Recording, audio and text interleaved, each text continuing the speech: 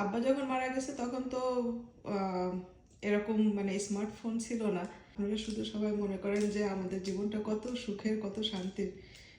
এই যে আমরা 2 মিনিটের 3 মিনিটের ভিডিও দেই, ঘুরতে যাইতেছি, বেড়াইতে যাইতেছি, ফ্রেন্ডদের সাথে আড্ডা দিতেছি, তারপরে বাকিটা সময় তখন আমাদের জীবনটা কেমন থাকে। আমি যখন প্রথম প্রথম যখন আমি আমেরিকাতে আসছি না, যখন আমি একা ছিলাম, তখন মানে রুমমেটদের সাথে ছিলাম। তো এমনও দিন গেছে যে সকালে 12টার সময় কাজে যাইতাম, আর আসতে আসতে রাত্রে 8টা, 8:30, 9টা বাজতো। তো 8:30, 9টার সময় তো আর মন চায় না যে কোনো কিছু রান্না টান্না করে তারপরে কাজের থেকে এসে কোনো কিছু রান্না টান্না করে খায়। আবার দেখা যেতেছে সকালবেলা ঘুম থেকে উঠছি 8টা, 9টার সময়, মাঝখানে সময় থাকে অল্প একটু সময়, তখন ওই যে রেডি হওয়া, তারপরে আবার বাস ধরে কাজে যাওয়া, গাড়ি তো ছিল না। তো তখন দেখা যাইতেছে যে মানে কত যে দিন গেছে। সকালবেলা তো দেখা যায় খাবার খাই নাই, আর দুপুরবেলা দেখা যাইতেছে 1 বোতল পানি আর চিপস খেয়ে হচ্ছে যে মানে রাত্রে 8টা, 9টা পর্যন্ত থাকছি। তারপরেও হচ্ছে যে কখনো মানে মানুষজনের কাছে কখনো বুঝতেই দিতাম না যে এত কষ্ট করি, এত কষ্ট থাকে। প্রথমে যারা আসে তারা সবাই অনেক বেশি কষ্ট করে, তারপরে আস্তে আস্তে সবাই সেটেল হয়ে যায়, সবাই পুরান হয়ে যায়। তখন কিন্তু মানুষ মনে করে যে প্রবাসের জীবনটা কত শান্তির, কত ভালোবাসার। 2জন মানুষ মরে গেল, আব্বা পৃথিবী ছেড়ে চলে গেল, দেখলাম না। বড় বোন চলে গেল, দেখলাম না।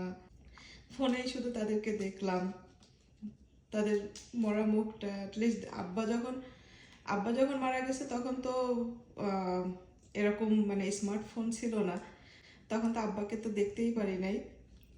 বড় বোনকে দেখছি, দেখলে আরো কষ্ট। জানি না, যখনই অসুস্থ হই তখনই শুধু এইসব কথাগুলো মনে পড়ে। তো যাই হোক,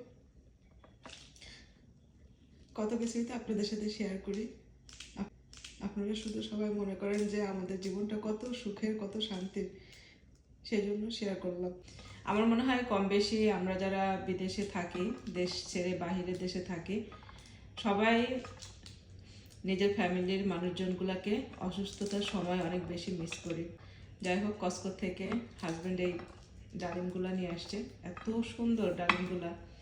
আর এই ডালিম জানি না কে কীভাবে খান, বাট আমি সবসময় এরকম করে ছাড়াই তারপরে এইগুলাকে মরিচ দিয়ে, একটু মরিচের গুঁড়া দিয়ে, শুকনো মরিচ ভালো করে বেটে মরিচের গুঁড়া দিয়ে একটু হালকা বিট লবণ আর লবণ দিয়ে মাখায় তারপরে খাই, খুব মজা লাগে।